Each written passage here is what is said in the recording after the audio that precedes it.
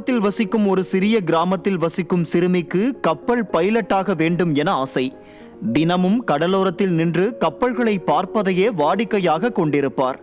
ஆனால் அவளது குடும்பத்தில் யாரும் படகோட்டி இல்லை, கடலுக்கும் அவளுக்கும் எந்த சம்பந்தமும் இல்லை என்பதால் அவளை பலரும் மனம் நோகச் செய்து வந்தனர்.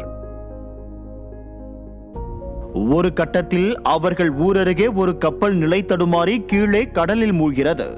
அவர்களை காப்பாற்ற யாரும் இல்லாத காரணத்தினால் இந்த சிறுமியே தன் உயிரை பணயம் வைத்து தனது உடலில் கயிற்றை கட்டி கடலில் இறங்கி அவர்களை காப்பாற்றுகிறார்.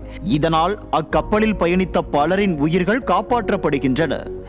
இதை கண்டு ஆச்சரியத்தில் மூழ்கிய அவ்வூர் மக்கள் அந்த சிறுமியிடம், உனக்கு எங்கிருந்து இவ்வளவு தைரியம் வந்தது என கேட்கையில், நான் தினமும் மீனவர்களை கண்டேன், அவர்கள் செய்யும் வேலைகளை கற்றுக்கொண்டேன், எனக்கான நேரம் வந்தது, எனவே நான் இறங்கி என்னை நிரூபித்தேன் என கூறினார்.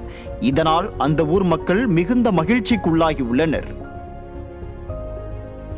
இந்த சிறுகதை மூலம் நாம் கற்கும் விஷயம் என்னவென்றால், ஒரு விஷயத்தை முழுமையாக கற்றுக்கொண்டு நமக்கான நேரம் வருகையில் அப்பொழுது களத்தில் இறங்கி நமது திறமையை காட்டுகையில் இந்த உலகம் நம்மை உயரத்தில் வைத்து பார்த்து கைத்தட்டும்.